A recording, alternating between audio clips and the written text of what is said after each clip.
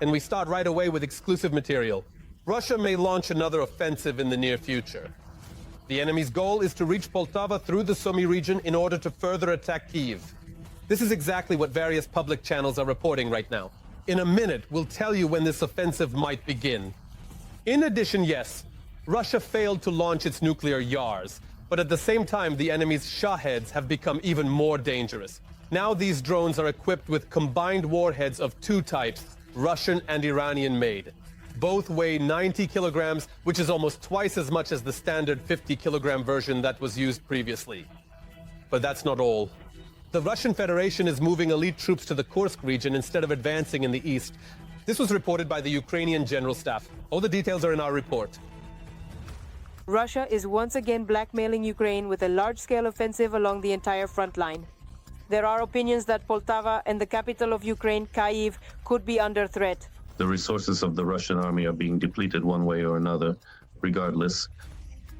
And in any case, we are essentially saying that the offensive impulses Russia is showing today are quite clearly simply not enough to carry out full-fledged operational tactical level operations at this time. Obviously, the Russian strategic offensive operation, on the other hand, is still ongoing.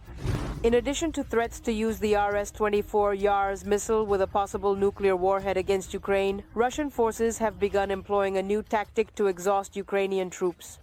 These are breakthroughs using motorcycles, buggies, and scooters. Considering that the YARS missile never actually launched from the test site, while the scooters at least managed to move, the latter idea is more advantageous for Russia. This so-called summer campaign, or rather, yet another summer campaign by the enemy, is indeed entering its active phase, and it is clear that the priorities right now are attempts to fully occupy the Donetsk and Luhansk regions. After analyzing the situation, the Institute for the Study of War concluded that Russia is not agreeing to a ceasefire before peace negotiations in order to advance on the battlefield and secure concessions from Ukraine and its partners. We can see how complicated the situation has become right now for us in the Pokrovsk direction, because the enemy is managing to cut off logistics on the Kostiantynivka-Pokrovsk highway. In fact, it's clear that the battle for Kostiantynivka, which we've talked about, has really already begun.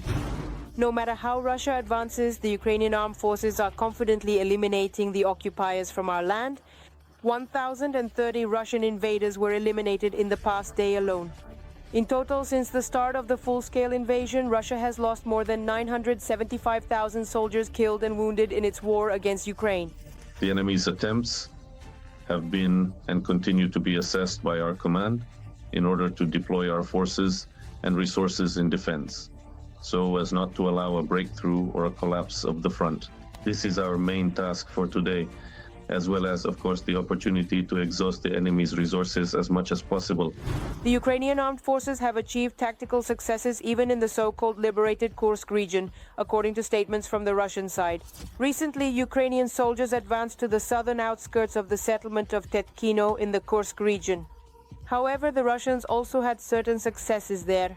Specifically, there were recorded advances by the occupiers toward the international border checkpoint southeast of Tetkino. The main thing is that part of this border area remains under the control of the defense forces. The defense forces continue to carry out their assigned tasks. The Kursk operation is not over. In this regard, I would also add that I consider the Belgorod situation together with this. The occupiers have reduced infantry assaults, but increased the number and scale of air and artillery strikes in the Kupiansk area. However, in the Borova area, Ukrainian forces have recently achieved successes. It has been confirmed that the defenders have advanced west of Sergeyevka. But the Kupiansk direction is one of the priorities for the Russians in this offensive campaign, in this wave, this next offensive wave, the summer one. Accordingly, as I already mentioned, the enemy will continue trying to advance in the direction of Borova and Kupiansk. According to reports from the General Staff, the aggressor is now forced to transfer reserves to the Kursk region from other directions, in particular airborne troops and naval infantry, which were supposed to reinforce offensive actions in the Toretsk, Pokrovsk, and Orekov directions. despite the fact that the Russian army also continues combat operations in the directions of 4 key industrial cities in the Donetsk region. These are Kostiantynivka, Drushkivka, Kramatorsk, and Sloviansk. Every voice matters. Join our community, support independent journalism and help us bring you the truth from Ukraine. Become a member of Ukraine Today. Join us now. Also, on the night before last Sunday, the enemy attacked various regions of Ukraine using 273 Shahed drones and decoy drones. This attack affected the Kyiv region, Dnipropetrovsk region, and of course Donbas. And in the city of Vasilkiv, not far from the capital, one of the Russian drones killed a young woman. Her young son, father-in-law, and mother-in-law are in the hospital. Their house was destroyed, as was the neighboring one. TSN correspondent Mariana Bukan visited the site of the tragic events. Throughout the entire period of the war, this was the most terrifying. There have never been strikes of this scale before, probably never, and especially not in our city. Apartment buildings without windows, a burning medical center, and private homes completely destroyed. This is the result of the most massive enemy attack on the city of Vasilkiv in the Kyiv region. On this street, 2 private houses were completely destroyed. It was a direct hit. It struck this house. A 27-year-old woman lived here.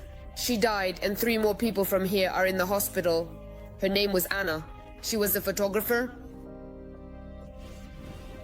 In the middle of the house, only the corridor, kitchen, and bathroom survived. An unfinished cup of coffee, broth on the stove, and pancakes that were being defrosted for breakfast. It's clear that the family was preparing for a completely different Sunday morning.